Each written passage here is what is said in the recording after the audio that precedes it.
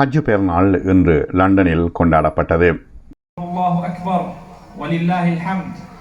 அல்ஹம்துலில்லாஹி ரப்பில் ஆலமீன்.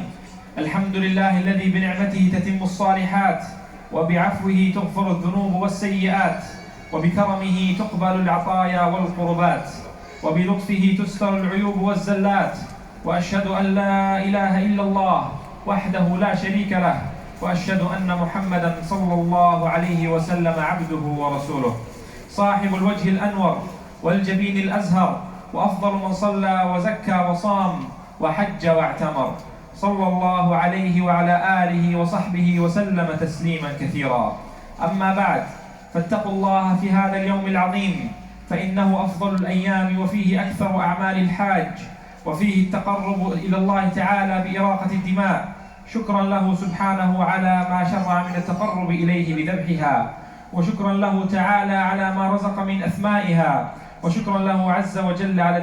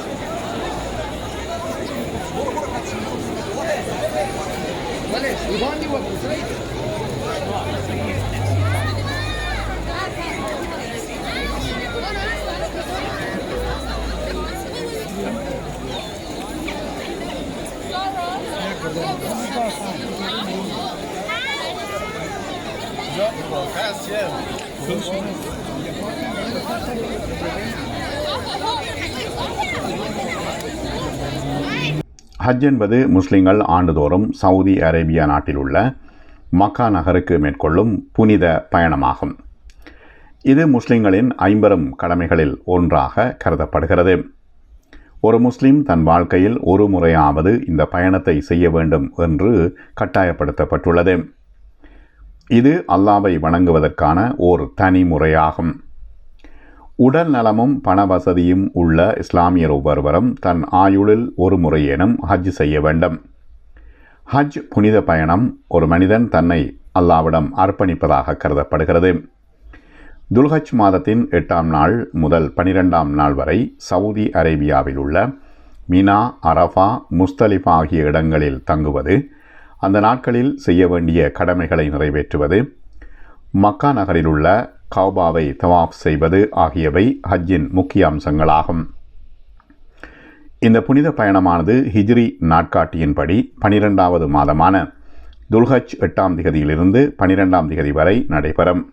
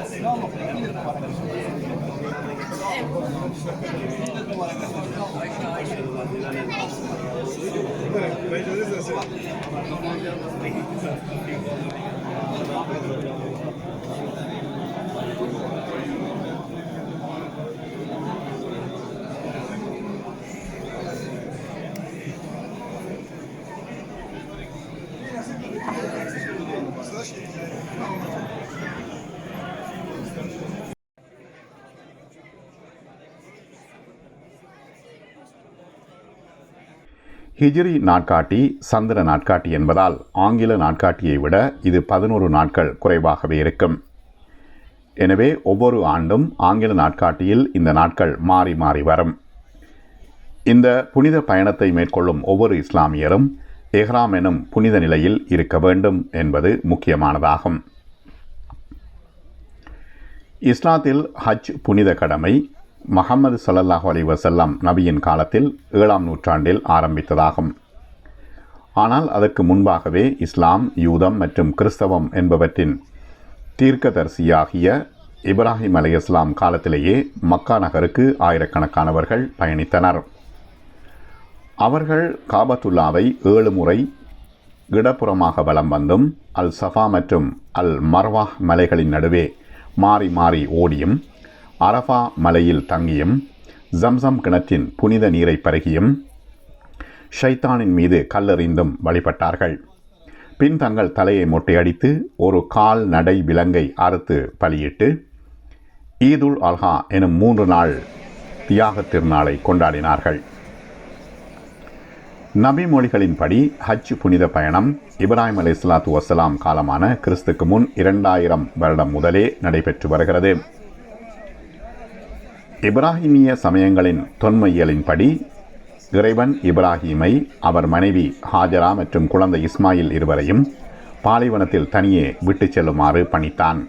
அவர் இல்லாத நிலையில் குழந்தை இஸ்மாயில் தண்ணீர் தாகத்தால் தவித்தார். அப்பொழுது நீரை தேடி ஹாஜரா அல் சஃபா மற்றும் அல் மர்வாஹ் மலைகளின் நடுவே 7 முறை மாறி மாறி ஓடினார். அப்பொழுது குழந்தை இஸ்மாயில் தண்ணீர் தாகத்தால் தம் காலால் தரையில் உதைத்தார். உடனே அதிசயமாக அந்த இடத்தில் தண்ணீர் ஊற்றெடுத்து பெருகியது. இந்த நீர்நிலையே தற்பொழுது ஜம் கிணற்றின் புனித நீராக கருதப்படுகிறது.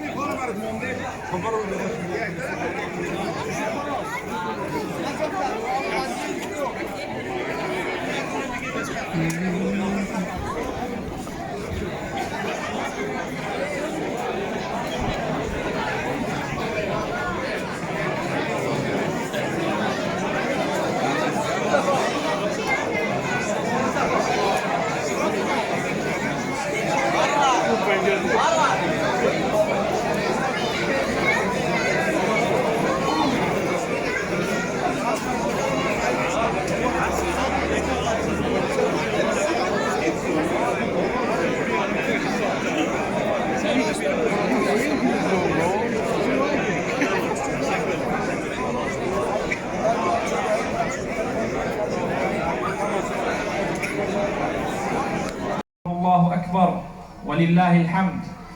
الحمد لله رب العالمين. الحمد لله الذي بنعمته تتم الصالحات، وبعفوه تغفر الذنوب والسيئات، وبكرمه تقبل العطايا والقربات، وبلطفه تستر العيوب والزلات. وأشهد أن لا إله إلا الله وحده لا شريك له، وأشهد أن محمدا صلى الله عليه وسلم عبده ورسوله، صاحب الوجه الأنور والجبين الأزهر، وأفضل من صلى وزكى وصام وحج واعتمر، صلى الله عليه وعلى آله وصحبه وسلم تسليما كثيرا. أما بعد، فاتقوا الله في هذا اليوم العظيم، فإنه أفضل الأيام، وفيه أكثر أعمال الحاج، وفيه التقرب إلى الله تعالى بإراقة الدماء، شكرا له سبحانه على ما شرع من التقرب إليه بذبحها، وشكرا له تعالى على ما رزق من أثمائها، وشكرا له عز وجل على